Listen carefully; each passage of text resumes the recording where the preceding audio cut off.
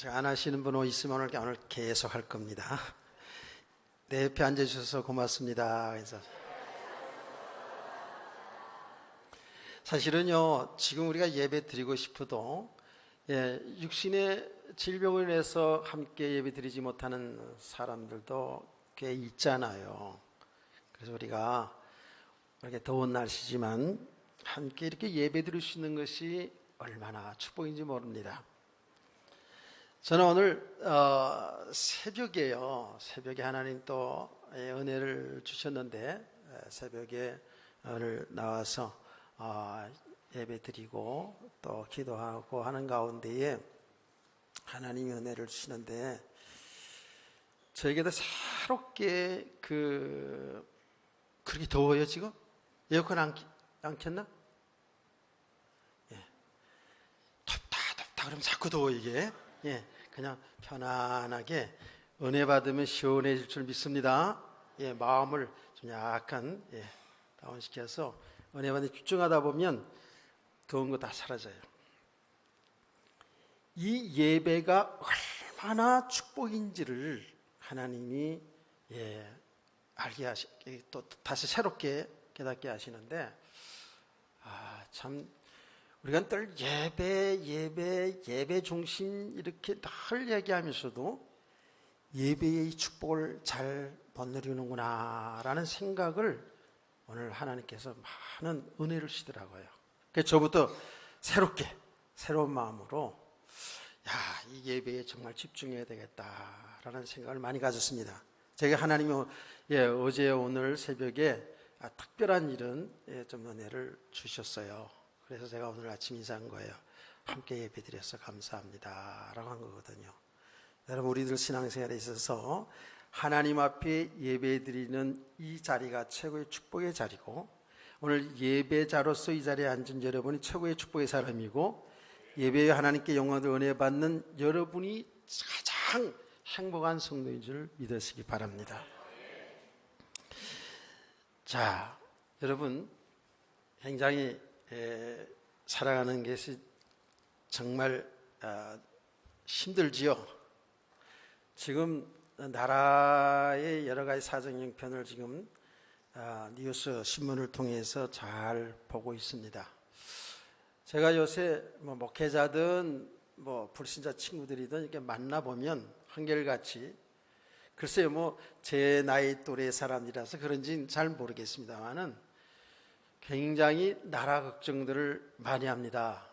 이 나라가 어떻게 갈 것인가, 여러 가지 이야기를 들으면서 지금 자꾸 이민 가려는 사람도 많아진다고 그러고 여러 가지 이제 걱정을 많이 하는데, 지금 우리나라가 지금 세계 열강 중에 완전히 좀 굉장히 어려운 상황에 있다라는 것을 여러분도 다 아실 거예요.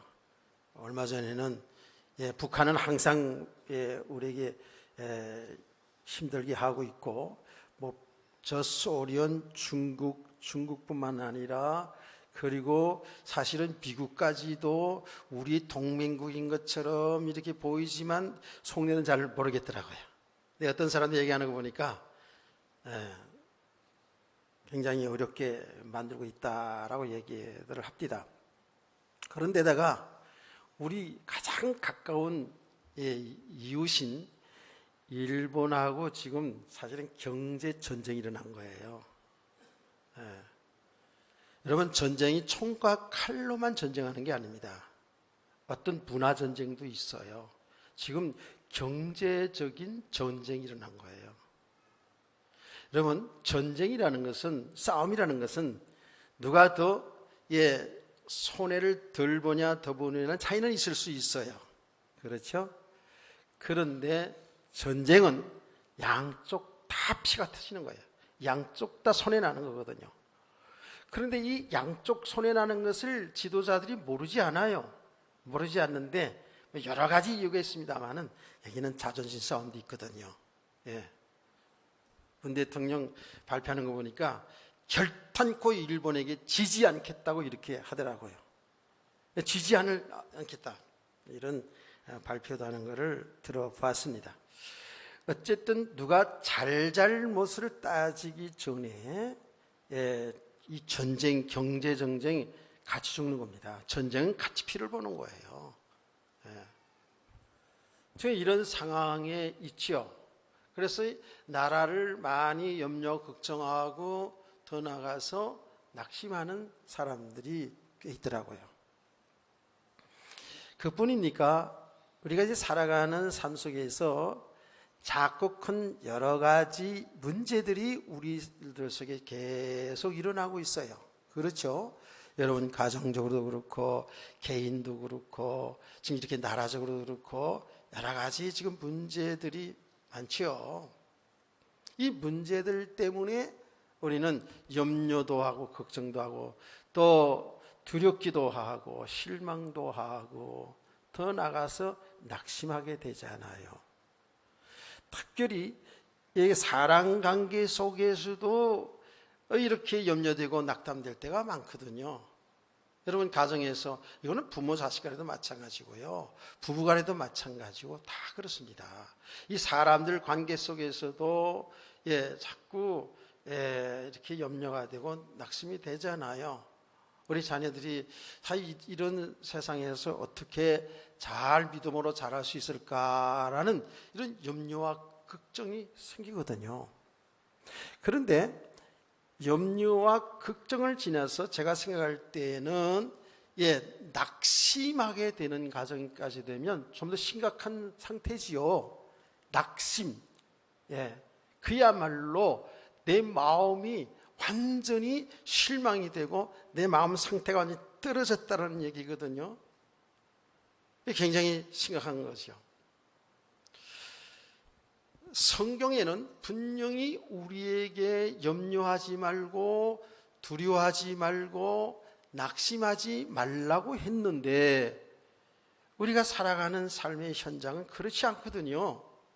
전부 염려거리고 걱정거리고 더 나아가 낙심되는 일들이 얼마나 많은지 모릅니다.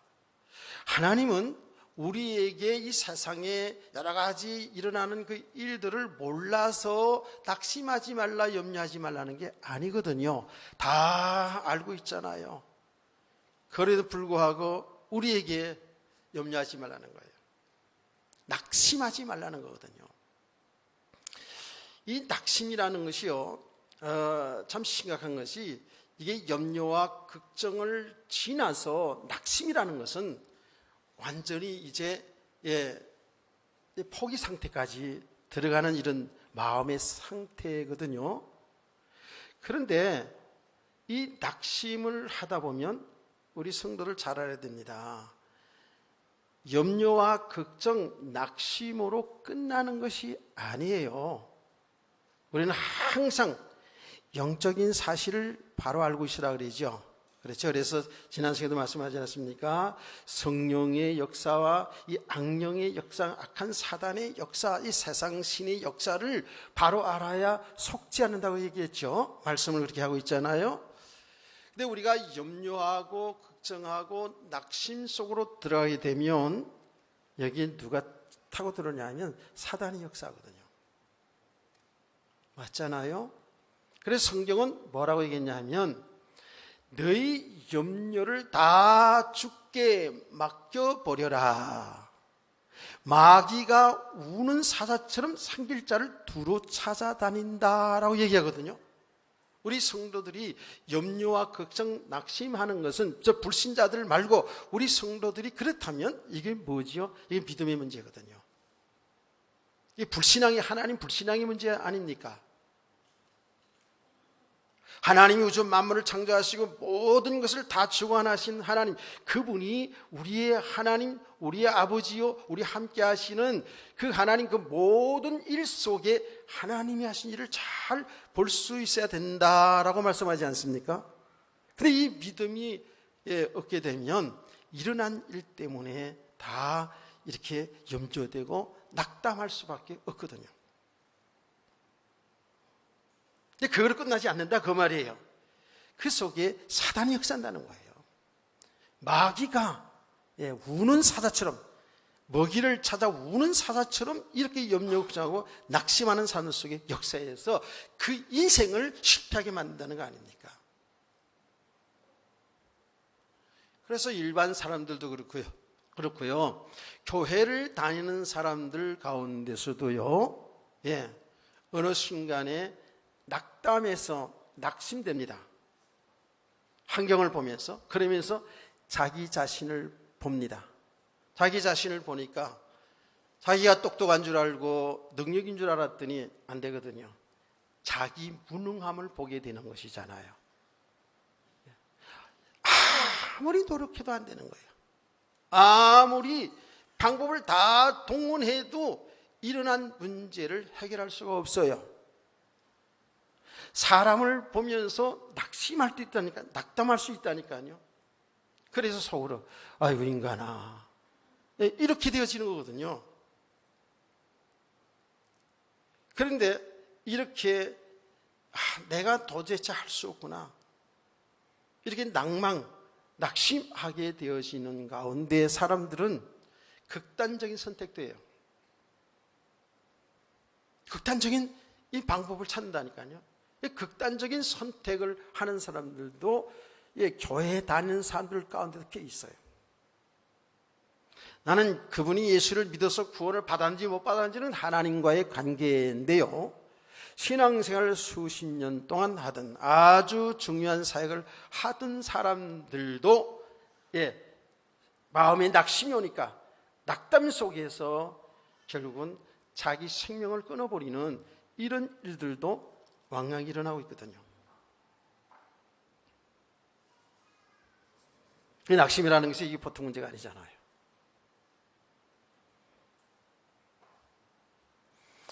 자, 근데 성경은 분명히 낙심하지 아니하고 낙심하지 말라는 거예요. 지금 고린도서 4장 전체적으로 볼 때에 바울 사도는 이렇게 말합니다. 고린도서 4장 1절의 말씀 보면 낙심하지 아니하고 이러거든요. 낙심하지 아니했다 그래요. 그리고 지금 16절에도 낙심하지 아니했다라고 이렇게 얘기하거든요. 그러면 이 바울 사도가 이런 고백을 했는데 낙심하지 않았다는 거거든요. 그럼 바울 사도의 삶은 하나님이 보호해 주셔서 모든 게 그래서 다 잘 되었느냐? 그렇지 않아요.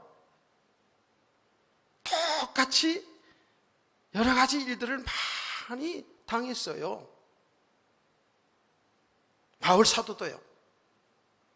우리 성도들 그렇지 않아요? 사람들은 보통 이제 처음 예수 믿고 나서는 이런 생각을 해요. 예수 믿으면 모든 게 다 잘 된다라고 생각을 하는 거예요. 예수 믿으면 아프지도 않고 아픔도 낫고 사업도 잘 되고 뭐가 다 잘 된다라고만 이렇게 생각을 한다니까. 이 잘 된다는 이 의미, 성경에서 말하는 잘 된다는 의미를 전부 육신적으로 알아듣는 거예요. 자기 좋은 대로 알아듣는 거란 말이에요. 여러분, 예수를 믿는 것 때문에 더 불이익을 당하고, 예수를 믿는 것 때문에 핍박 안 당하는 것도 당하고, 예수 안 믿으면 남편한테 밤탱이 눈탱이 되지 않을 텐데도 그렇게 되잖아요. 여러 예수 믿는 것 때문에 내 삶에 더 환난과 핍박과 고난이 더 올 수 있다는 것을 알아야 돼요. 그렇지 않아요? 여러분, 바울 사도가 그야말로 그 이스라엘 사회에서 아주 잘 나갔던 엘리트였어요. 근데 그가 예수를 믿고 나서 이 복음 전한 일 때문에 얼마나 수모를 당하고 모욕을 당하고 고통을 당하는지를 우리는 성경을 통해서 너무 잘 알고 있잖아요. 자, 우리가 4장에서 우리 보지 않았습니까? 우리가 사방으로 우겨쌈을 당하여도 쌓이지 아니하며 답답한 일을 당해도 낙심하지 아니하며 박해를 받아도 버림받지 아니하며 극구림 당해도 망하지 아니하거든요. 이런 일이 계속 일어나는 거예요. 답답한 일이 생기는 거예요. 핍박이 생기는 거예요. 극구림을 당한다니까. 바울 사도가 복음을 전하다가 돌에 맞아 죽은 적도 있었잖아요. 근데 하나님도 살려내고 이러잖아요. 그 당시 바울이 사역하는 그 당시에는 낙담할 일이 더 많았죠. 이게 이제 앞으로 고린도후서 11장 가보면 바울의 간증을 보면 기가 막힙니다. 예수 믿는 것 때문에, 이 복음을 위해 사는 것 때문에 오히려 더 이런 낙담할 일이 많이 있음에도 불구하고 바울 사도는 낙담하지 아니했다라는 거거든요. 저와 여러분의 축복되기를 원합니다. 근데 이건 믿음인데요. 이것은 왜 그러냐 하면요, 우리가 말씀드렸잖아요. 우리는 복음을 가진 질그릇이라고요. 질그릇, 흙으로 만들었다고요. 그래서 쉽게 실망하고 쉽게 낙담하고 쉽게 깨어질 수 있는 그런 사람이에요, 저와 여러분이. 그런데 복음을 가진 질그릇이라는 거예요. 우리는 주 예수 그리스도의 믿음으로 말미암아서 이제 우리의 신분이 어떻게 됐습니까? 영원한 생명을 얻은 하나님의 자녀들이 된 거예요. 하나님의 백성들이 된 거예요. 그 말은 예수 그리스도 안에 있다는 말 아닙니까? 그 말은 하나님이 우리의 생명 주시고 우리의 인생을 책임주신다는 그 말이거든요. 하나님이 함께 하신다는 그 말이거든요. 그래서 복음을 가진 자이기 때문에 우리는 낙담하지 않는다는 거예요. 특별히 바울 사도는 이 복음을 가졌다는 것 속에 뭐예요? 사명 있는 사람이에요. 복음을 위해 산생애를 드린 사람이에요.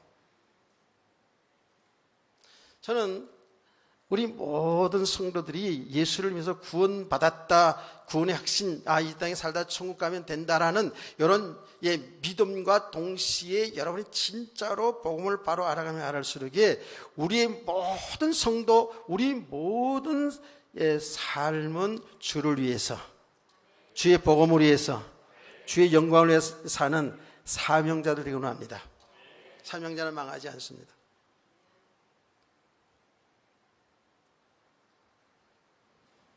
그래서 낙심하지 않는다는 거예요.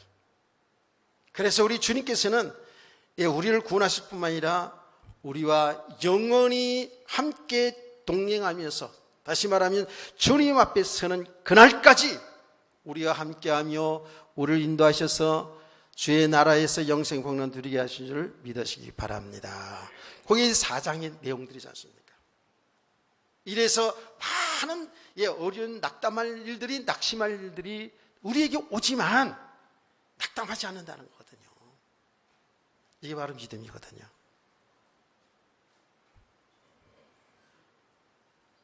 자, 그러면서 오늘 16절에 그러므로 우리가 낙심하지 아니하노니 이렇게 말합니다.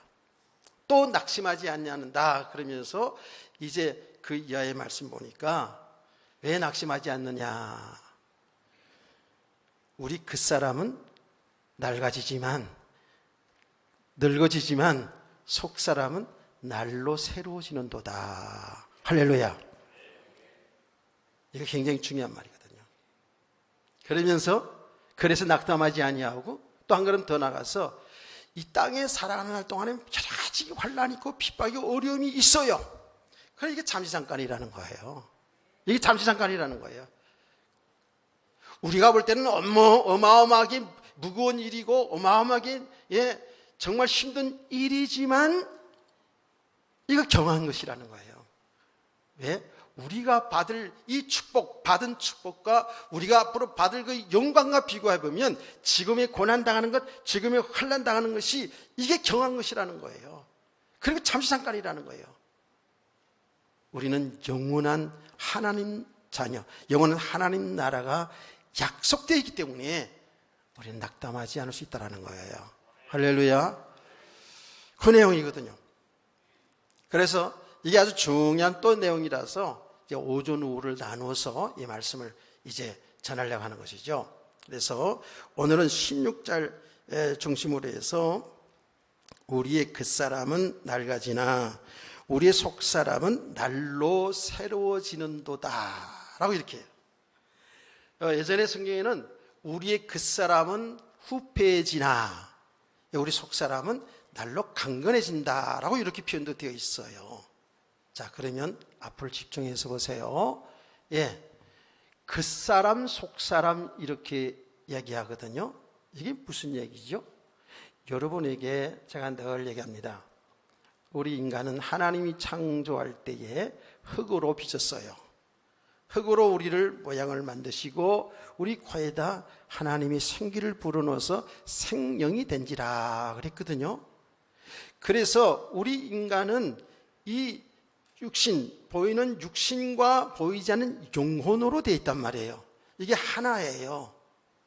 이것을 표현상 어떻게 표현하냐면 이 육신을 겉사람이라고 그러고 우리 영혼을 속사람이라고 이렇게 아주 표현을 잘했죠. 그렇다고요. 근데 우리 육신 그릴 때에 우리는 이 육체뿐만 아니라 우리 정신세계까지도, 우리의 정신세계까지도 우리는 육체라고 이렇게 말하는 거예요. 그래서 영혼과 육체가 이게 바로 인간이에요. 아멘. 이 겉사람과 속사람이거든요. 그런데 죄를 범한 이후에 인간은 결국 흙으로 돌아가리라 그랬거든요. 그 말이 뭡니까? 세월이 가면 갈수록에 우리는 여기 낡아진다라는 그 말이 뭐예요? 늙어가는 거예요. 그 말이에요. 늙어진다는 거예요. 당연하잖아요. 지금 우리는 시간이 가면 갈수록 우리의 겉사람은 낡아진다라는 거예요. 많이 낡아져 가잖아요, 지금. 우리 지금 어린이들이나 청소년들은 이 말이 도대체 마음에 닿지 않을 수 있어요. 그러나, 똑같습니다. 시간이 가면 갈수록 어쩔 수 없다니까 낡아져 가게 돼 있어요.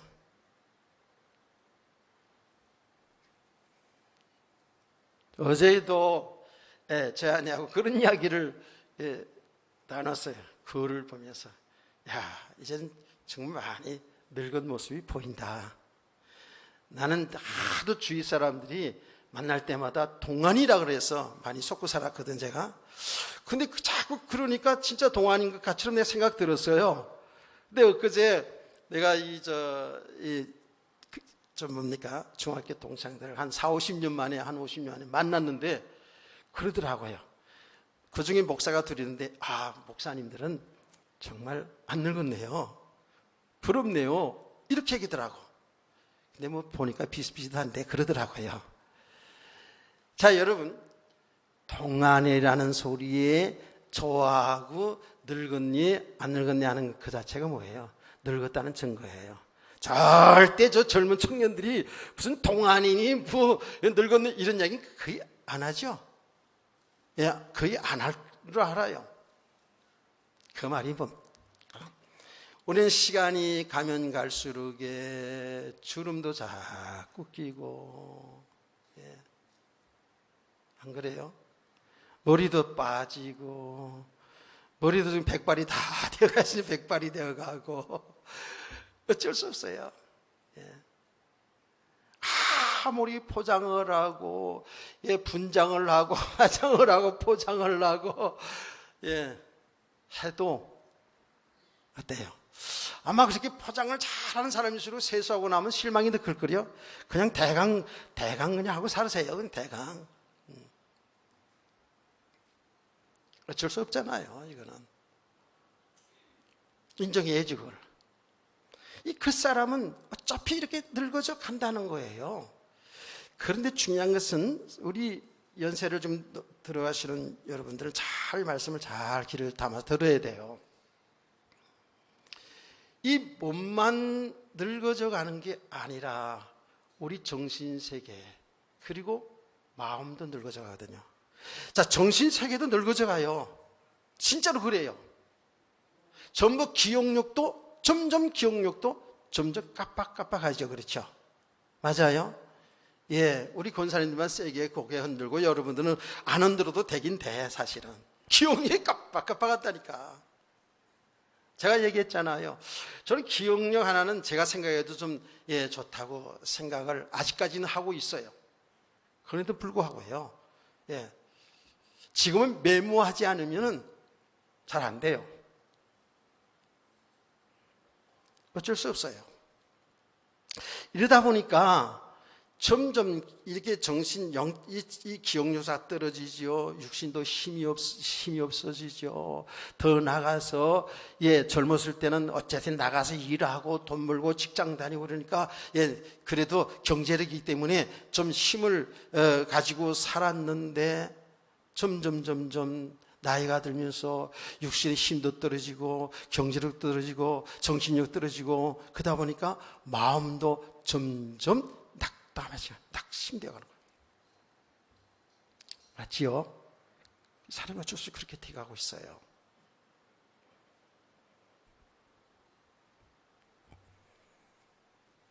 이게 우리들의 모습이거든요.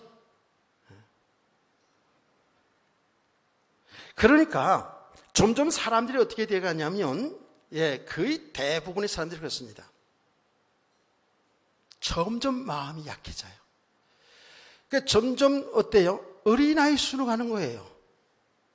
그러면서 점점 어떻게 되냐? 아주 마음이 강해져 갈 수도 있어요. 아주 고집불통으로 갈 수 있다니까. 왜? 살아온 경험은 있거든요.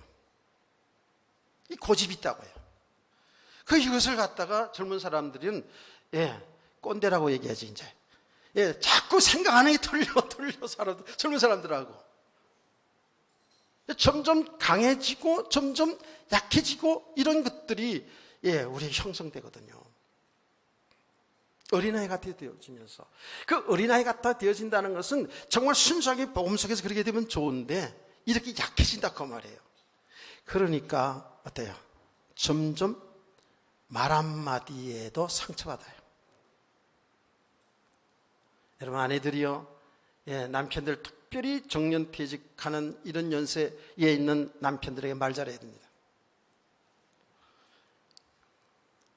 남자가 비춰도 보통 문제가 아니에요. 남자가 비치면 더 힘들어요, 사실은. 여자가 비춰도 힘들지만 남자 비치면 힘들어요. 왜냐하면 살아온 옛날에 팔팔할 때, 돈 잘 벌고 잘 나갈 때 이런 것들이 기억 속에 있거든요. 그런데 이런 게 다 무너지고 나니까 힘도 없죠, 경제력도 없죠. 그런데다가 조금만 안 좋은 소리 해보세요. 금세 비쳐요. 금세 상처받는다고요. 혹시 상처받아 집 나가면 좋겠다는 사람이 있으면 곤란하지만 하여튼 간에 그렇다고요. 이거는 뭐 여자도 남자도 똑같은 거거든요. 그래서 우리 어른들이 있잖아요. 어른들이 자녀들에게 상처받기 쉽습니다. 자녀들 조심해야 돼요. 자, 어른들이 옛날 시대, 가난한 시대에 태어나가지고 많이 배운 것이 없단 말이에요. 그런데 자녀들은 오늘날 우리나라가 참 잘 살면서 모두 다 지금 고등교육, 대학교육 다 받지 않습니까? 그런데 그 배운 지식을 가지고 부모들이 어설픈 말하고 어설픈 행동을 하면 무시할 수 있거든요. 상처받습니다. 부모들 마음속에는 그렇게 들게 돼 있거든요. 아이고, 저놈들 저것들 말이지. 내가 허리띠를 조아매서 먹을 거 먹지 아니하고 입을 거 입지 아니하고 쓸 거 안 쓰고 저들을 저렇게 잘 키워놓고 교육시켜 놨더니 이제 나를 무시해. 내가 이제 힘이 없고 경제력이 떨어지니까 나를 무시해. 그 세상의 사람들은 그러기 때문에 어떻게 해야 돼요? 하는 말이 있잖아요. 절대로 자녀들에게 재선물로 주지 말아라. 끝까지. 그거 가지고 있어야지 그래도 대접받는다. 이게 세상의 논리예요. 세상의 사람들이 살아온 경험으로 얘기하는 거잖아요. 맞잖아요.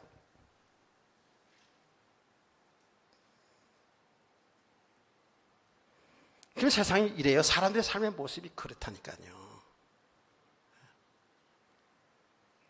가면 갈수록이에요. 가면 갈수록에 이제 나이가 들어가면 들어갈수록이에요. 미래가 안 보이니까 지금 불신자와 아직 믿음 없는 사람들을 향한 하나님의 음성으로 잘 들어야 돼요. 그러니까 옛날만 자꾸 그리워하는 거야. 옛날만. 옛날에 잘 나갔던 거, 별로 잘 나가지도 못했으면서도 잘 나갔던 얘기들만 자꾸 보태서라도 하고요. 옛날에 옛날 삶을 옛날에 아무리 그리워해도 요새만 합니까? 안 그래요? 요새 얼마나 살기 좋은데요. 근데 옛날을 자꾸 그리워해요. 그러면 지나가면 나이가 들면 들수록 사람들이 어때요? 자꾸 허무해지는 거예요. 내가 이러려고 살았나? 내가 이런 대접받고 살라고 이렇게 애쓰며 살았나? 내가 저 남자네 저 여자한테 이런 대접받고 살려고, 저 자녀들한테 이런 대접받고 살려고 내가 그렇게 고난을 당하면서 어려움 속에 살았나? 허무해지는 거예요. 점점 허무해지는 거예요. 근데 점점 어른들 세계에는 점점 주위의 친구들이, 아는 사람들이 하나씩 천국 가는지 지옥 가는지 모르지만 죽고 가네요. 그런 모습을 보면서 얼마나 허무해집니까? 제가 어저께 이제 이번 주간에 환자들이 생겨서 병원에, 어른들이 있는 병원에 이제 신방을 갔어요. 제가 이제 우리 권사님들 뭐 기도해주고 한참 말씀도 나누고 이러는 가운데 있으면서 쭉 둘러보니까 연세들이 많으신 분들이 다 거기에 다 누워 계시잖아. 자기 내 모습일 수도 있는데, 내 모습일 수도 있는데 그렇게 들고 하는 거예요. 그래 병들어 가는 거거든요. 그 인생이 자꾸 허무해진다니까. 이 그 사람이 낡아지는 거예요. 이게 내 마음도 정신세계도 이렇게 낡아져 간다니까. 세상의 사람들이 다. 그런데 여러분, 저와 여러분에게는 참 축복이고 소망인 것은 하나님의 은혜로 주 예수 그리스도 믿음으로 말미암아 우리는 새로운 피조물이 되지 않았습니까?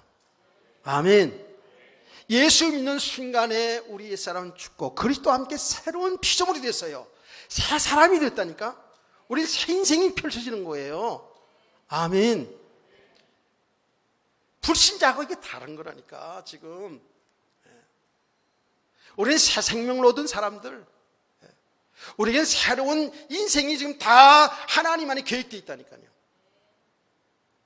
물론 여러분의 지금 모든 온 삶 속에도 하나님 그 주권 속에, 하나님 계획 속에 다 있어요. 그야말로 이제는 새로운 인생을 살아가는 것이 성도의 삶이거든요.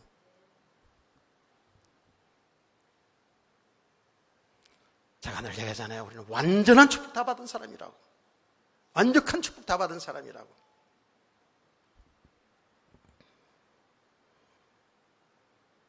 그래서 우리 인생은 이제는 뭐예요? 주님이 나의 주인 되시고, 주님이 나의 신랑 되시고, 우리는 그의 신부가 되어서 그 주님과 함께 하는 삶이거든요. 할렐루야. 이제는 주님이 원하시는 그 주의 뜻을 따라 사는 삶이 되어버렸어요. 주님과 동행하는 삶이 되었단 말이에요. 여러분, 이렇게만 우리가 정말 믿음이 들어와 있으면요, 우리의 삶은 날로 새로운 삶이에요. 아멘. 아니, 우리의 영원한 신랑 되신 주님과 함께하는 삶이거든요. 그래서 이게 날로 새로워지는다 하는 말이 뭐예요? 매일매일 새로운 인생길을 가는 거예요. 우리가 가보지 않았던 그 주님과의 동행하는 삶이 우리는 날마다 펼쳐나가는 줄 믿으시기 바랍니다. 그러니까요, 우리가 참 이렇게 믿음의 사람으로 세워져 가면 갈수록에 기대가 되는 거죠. 앞으로 남은 생에 주님과 동행할 뿐만 아니라 주님이 나를 통해서 이 귀한 하나님의 일을 하실 일들이 기대가 된단 말이에요. 앞으로 펼쳐질 하나님의 세계가 기대가 된다고, 내 인생 속에서. 아멘. 날로 새로워져야 된다. 날로 우리 속사람은 건강해지는 거예요. 그 사람은 늙어져 가는데 우리의 영혼, 우리의 속사람은 날로 새로워지는 은혜가 있기를 축복합니다. 여기 하나님의 지금 축복이고 은혜라니까. 우린 그 속에 다 지금 들어와 있어요. 이미 예수 믿는 순간에 새로운 인생이 시작된 거거든요. 그렇죠? 그 인생은 내가 인생 주인이 아니라 주님이 책임져 주는 그런 인생이거든요. 그 주님과 함께 주님의 일이 나의 삶을 통해서 나타날 것에 대한 기대감, 설렘이 있는 거거든요. 우리에게는. 주님과 동행하는 삶 속에서 우리는요, 옛날을 그리워하며 허무하는 인생이 아니라 주님과 동행하며 주님이 하실 일을 기대하며 설레이고 기뻐하고 감사하는 삶이 되기를 주의 이름으로 축원합니다. 이게 우리 성도의 삶이거든요. 이렇게 어마어마한 축복 속에 들어와 있는데도 불구하고 우리가 예수를 믿고 나서도 아직도 우리는 똑같이 예수 믿는 사람들, 안 믿는 사람들처럼 이렇게 살아갈 수가 있거든요. 그래서 제가 여러분들에게 아주 자주 말씀드리는 겁니다. 우리 정신을 바짝 차리고요, 하나님의 은혜를 잘 받으시라고 지속을 잘해야 된다고요. 왜 그러냐 하면 우리가요, 신앙생활 하면서도 은혜를 제대로 받지 못하면 우리가 신앙생활을 한 만큼, 내가 신앙생활을 오래 한 만큼 교만해지고 강해지고 고집불통되어지고 이럴 수 있다니까. 여러분, 은혜를 잘 지속하지 못하면 여러분 교회에서 한 만큼, 여러분이 봉사하고 헌신한 만큼 여러분 의의가 자꾸 쉬워지고 여러분이 강해지고 여러분 알아주지 않으면 시험 들고 이런 사람이 될 수 있다니까. 여러분과 제가 은혜를 제대로 잘 지속하지 못하면 그 은혜는 뭡니까? 그리스도 안에 있는 이 세계를 계속해서 영적인 눈을 열어 이 세계를 보지 못하게 되면 전부 보이는 것 가지고 살려고 하니까 보이는 것 되고 안 되고 따라서 교만해지기도 하고 실망 낭망하기도 하고 이런 거예요. 그러다 보니까 여러분, 하나님이 주신 은혜, 하나님의 축복을 가지고도 어떻게 해요? 자기를 자꾸 살린다니까. 무슨 말인지 이해가 되셔요? 하나님이 주신 은혜를 가지고도요, 자기 살려요. 하나님 자리를 자꾸 한다니까. 얼마나 강한 사람들인지 몰라요. 그래서 제가 얘기하지 않습니까? 특별히 이 주의 복음을 전하는 주의 종들, 우리 중직자들이 아주 조심해야 된다고. 교회에 하나님의 일을 대적하는 사람들이 엊그제 들어온 사람들이 그러지 않아요. 교회를 수십 년 다닌 사람들, 교회에 중요한 직분 가진 사람들이 진짜 복음의 축복을 알지 못하면, 믿음의 사로 세우지 않으면 글쎄 신앙생활 오래 한 만큼, 자기의 봉사 헌신한 만큼, 교회에서 중요한 직분을 가진 만큼 하나님의 대적자로 나타날 수 있다니까. 다 그렇다는 게 아니에요. 날마다 새로지지 아니하면, 날마다 은혜를 지속하지 아니하면 그렇게 된다니까요. 깨달아진 은혜가 있기를 원합니다.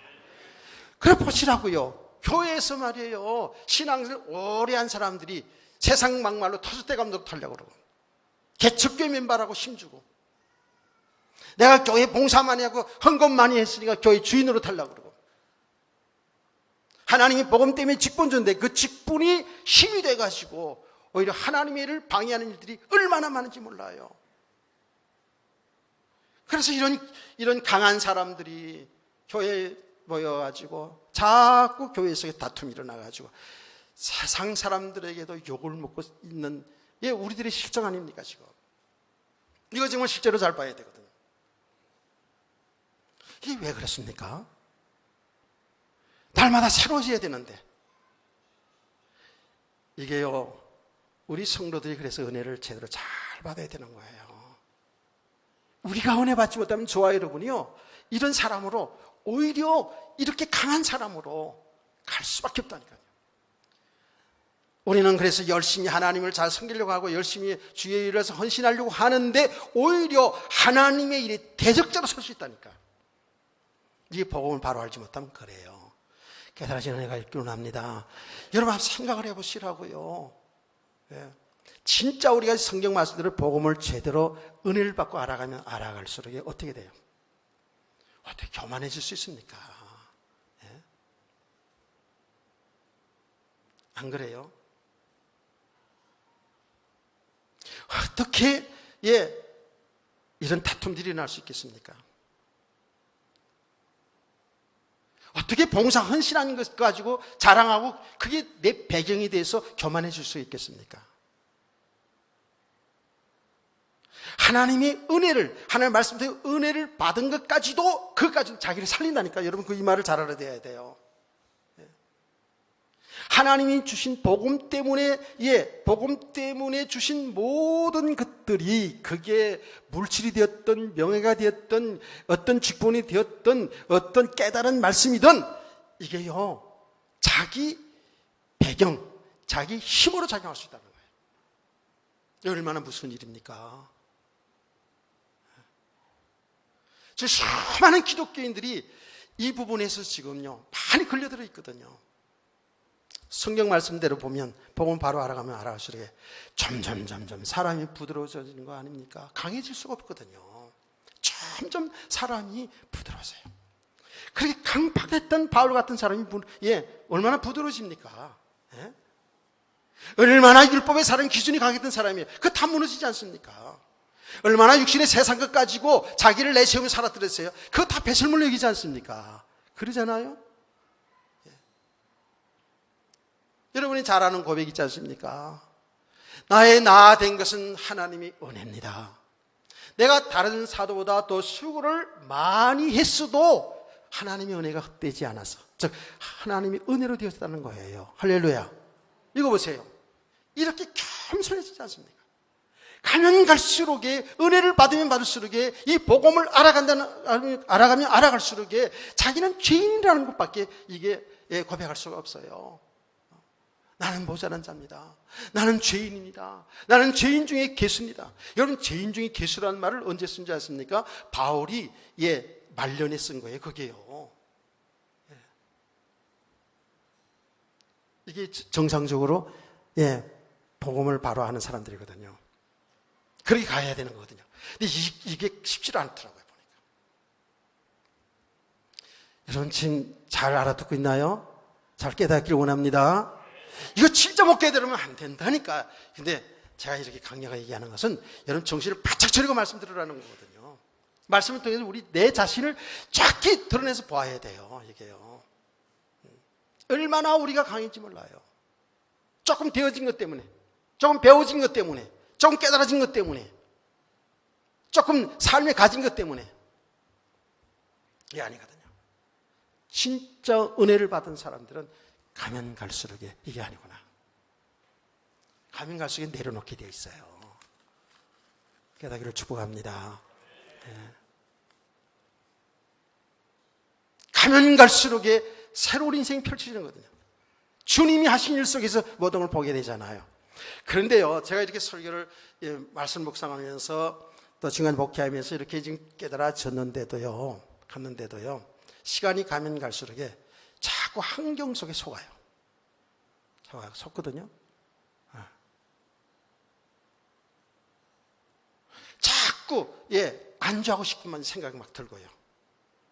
그래서 제가 이렇게 기도해요. 주님 앞에 가는 그날까지 하나님 건강 주셔서, 넌 아픈 거 너무 싫어, 건강 주셔서 어떤 모습을 통해서든지 이 귀한 복음을 살다 가게 해달라고 그래요. 왜냐하면 이 사명 잊어버리면요, 똑같이 자연인 속으로 들어갈 수도 있거든요. 그래서 우리 성도들은요, 그리스도 예수 안에서 날로 새로워진 은혜가 있기를 축복합니다. 축복합니다. 자, 이게 지금 우리가 지금 맞는 얘기로 여러분 아멘도 했어요. 근데 중요한 건 뭡니까? 날마다 새로워져야 되는데 날마다 이 복음 속으로 들어가야 되기 때문에 말씀을 여러분 소홀히 해서는 안 됩니다. 진짜 말씀을 잘 들으시고 시간 되면 읽으시고 이 말씀을 묵상하시면서 어떻게 해요? 내 자신을 정확히 드러내볼 수 있어야 돼요. 이게 안 되시면 우리는요, 어쩔 수 없다니까. 이 옛사람의 배경 속에 우리가 살아가기 때문에 어쩔 수 없이 가면 갈수록 더 강한 사람이 될 수 있어요.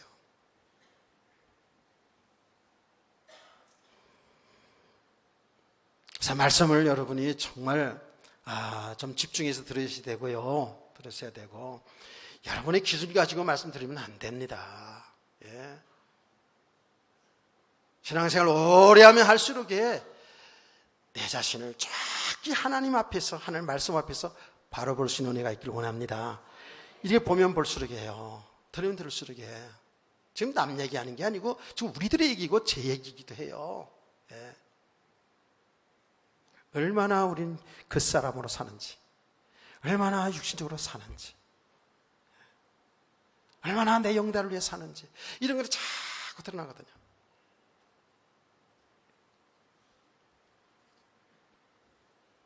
그럼과 동시에 여러분들은요, 이렇게 복음 속으로 계속 들어가잖아요. 들어가면서 이 영적 세계를 보게 됩니다. 지금 모든 일어나는 일들 속에서 이 영적인 눈을 떠서 보면 이게 하나님이 하신 일이 보이거든요. 아멘. 하나님 하신 일이 보여져요. 실제로요. 근데 저와 여러분은 분명히 나라 걱정도 사람 걱정도 전부 보이는 현상을 보고 자꾸 걱정하거든요.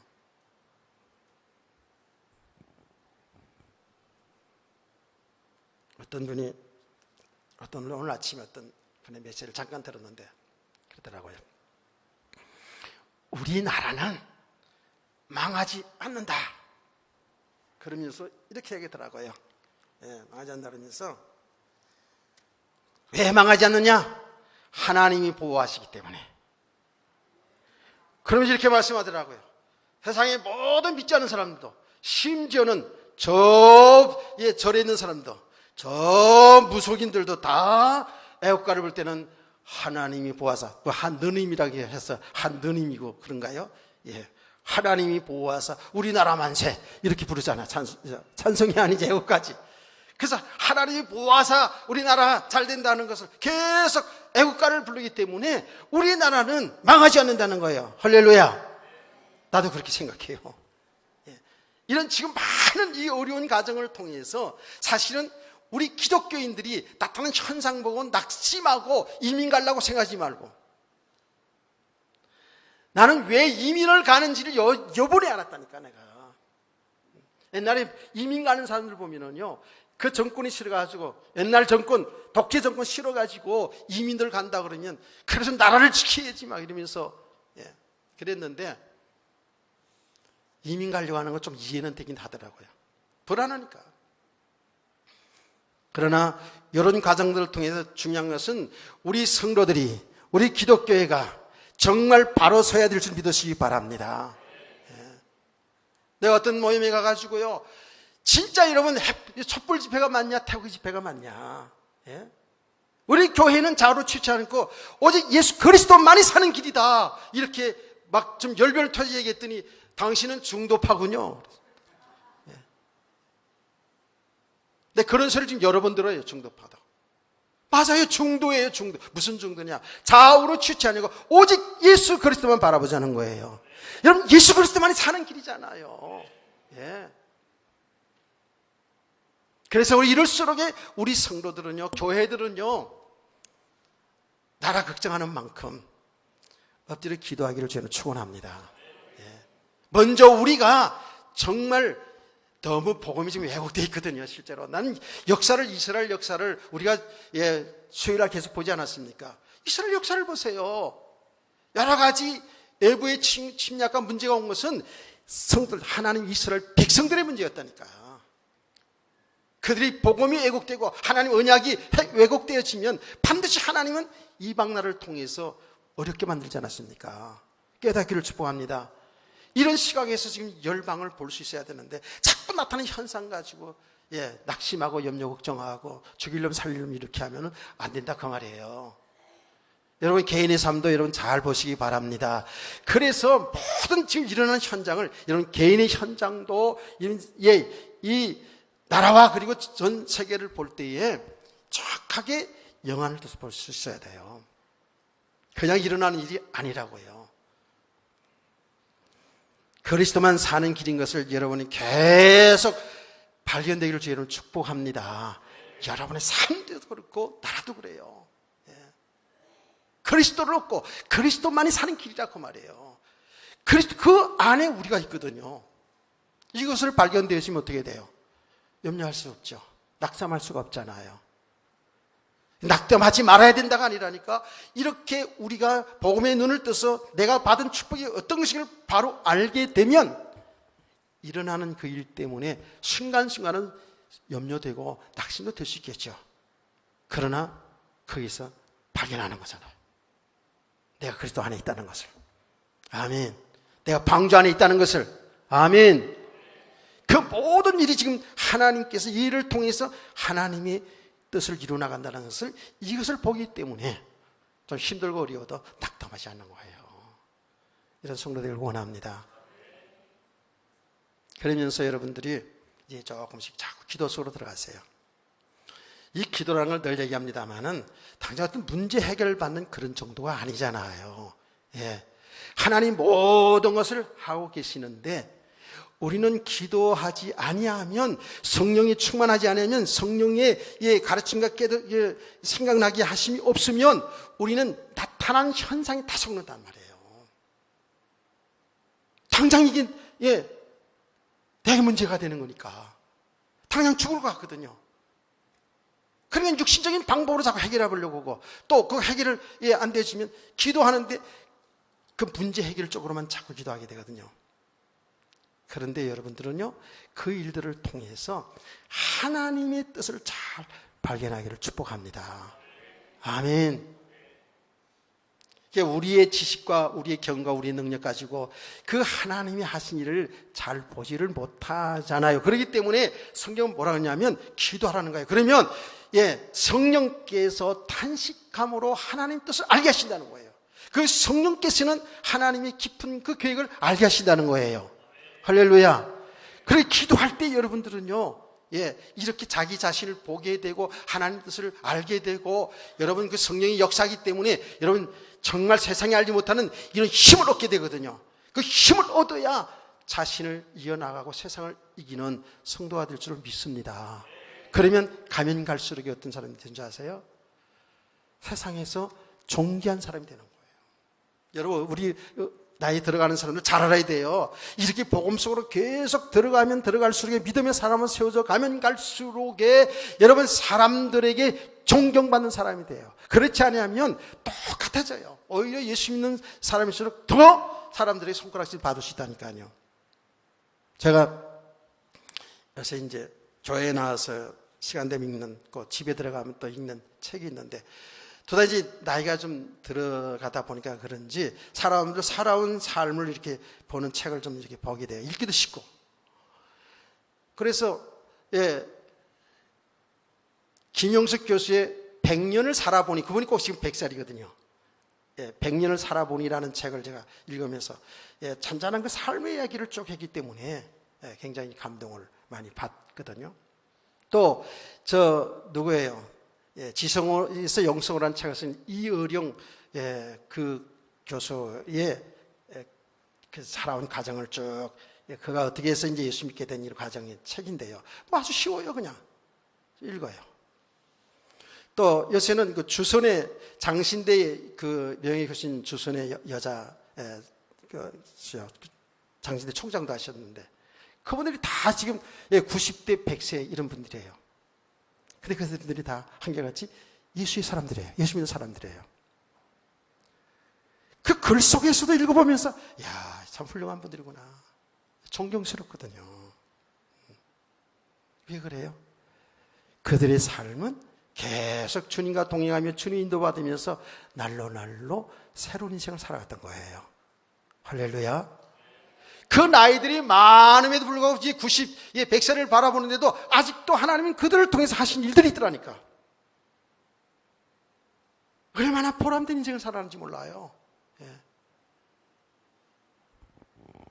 이런 축복의 삶을 되기를 주님을 축복합니다.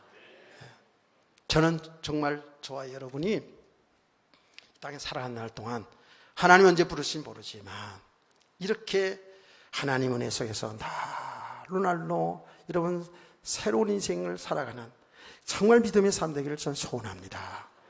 정말 그리스도 예수 안에서 참된 이 기쁨이 뭐고 참 축복이 뭐고 참 행복이 뭔지를 알고 좀 역동적인 삶을 살아갈 수 있는 그런 우리 모든 성도 되기를 주님은 축복합니다.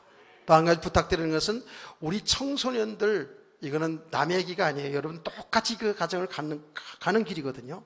우리 부모들이, 우리 교사들이, 어른들이 저들에게 정말 이 복음을 바로 잘 전해주고 복음의 삶을 통해서 저들이 정말 복음을 부름으로 잘 자라길 원해요. 그래서 하나님 주신 이 축복을 이 땅에 사는 날 동안에 잘 누리면서 하나님께 영광 돌리고 모든 사람들이 생명이 나타난 삶, 모든 사람이 기쁨을 주는 그런 우리 모든 성도들과 후대 되기를 주 예수 이름으로 축원합니다. 축복합니다. 찬송가